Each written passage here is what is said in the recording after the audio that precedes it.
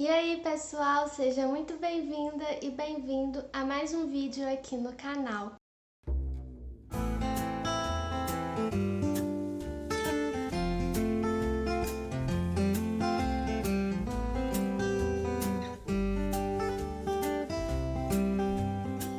Hoje nós vamos falar sobre o filósofo alemão Friedrich Nietzsche. Mas antes de começar, não se esqueça de se inscrever no canal, de deixar seu like no vídeo e ativar o sininho para receber notificação quando tiver vídeo novo. Lembrando que tem vídeo novo todo sábado às 16 horas. Nietzsche nasceu no dia 15 de outubro de 1844. Ele foi filho, neto e bisneto de pastores protestantes. Aos 14 anos de idade, ele recebeu uma bolsa para formação clerical. Ele estudou e se formou. E ele se dedicou aos estudos de teologia e filologia clássica. Nessa época, ele já criticava os ensinamentos do cristianismo e aos 25 anos ele começou a dar aulas na Universidade de Basileia. Foi onde ele conheceu a filosofia de Schopenhauer. As obras de Nietzsche representam uma mudança profunda na filosofia. Ele recusa aquele projeto da filosofia por uma identificação de valores morais e uma busca racional pela verdade. Além dele romper com essa base da filosofia clássica, ele vai criticar a moral cristã, vai criticar os fundamentos da sociedade ocidental e a ciência. Nietzsche explica que a filosofia socrática representa o declínio da cultura grega. Para ele, o Sócrates ele substitui a complexidade da vida por uma contemplação racional. Ele também critica Platão por valorizar um mundo ilusório e não um mundo que realmente existe. Na sua obra Genealogia da Moral, o Nietzsche não se preocupa com valores como o bem e o mal, ele não quer definir isso. O Nietzsche questiona a imoralidade. Ele quer saber o valor da moral. Ele quer saber se a moral ela expressa afirmação ou negação da vida. Nietzsche, então, vai investigar qual que é o surgimento da moral, qual que é o seu fundamento. Ele nos diz que o bom é sinal de perigo, de veneno, de sedução, é depreciação da vida.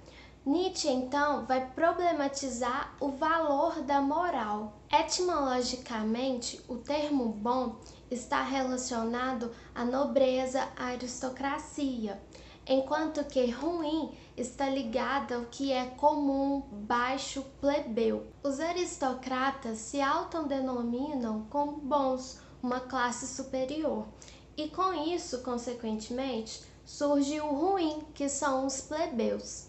Dessa forma, os plebeus vão considerar os aristocratas como ruins e eles como bons.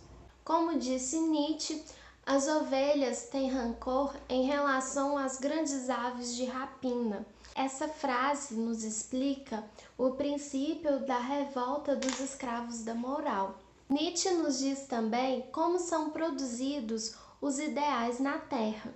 Eles têm origem no sofrimento da vida e visam uma bem-aventurança no futuro, como, por exemplo, o desejo dos fracos em serem fortes. Esse desejo vai se realizar numa dimensão metafísica, supostamente numa vida além do mundo físico. Com isso, Nietzsche vai definir a espiritualização da crueldade, que é a transformação da crueldade em prazer. Nesse contexto, o indivíduo sente vergonha de seus instintos. Então, a moralização é vista como um enfraquecimento patológico. É aí que se encontra a origem da má consciência, que surge como uma doença contraída pelo homem.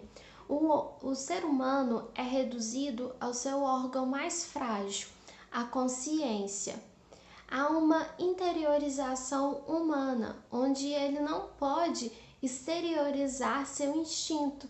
Então, o homem errante, livre e selvagem fica contra o próprio homem. A má consciência é uma declaração de guerra aos instintos, mas dela surge a consciência daquilo que não é egoísta, surge um sentimento de culpa, construindo o ideal como negação da realidade, a depreciação da vida. Nietzsche também fala sobre os ideais ascéticos, que são uma busca por uma espiritualidade mais ousada, a qual os indivíduos buscam afirmar sua própria existência. No ascetismo, valoriza-se a vida hostil, os seres humanos doentes, os de ressentimento, questionam a confiança na vida e no ser humano.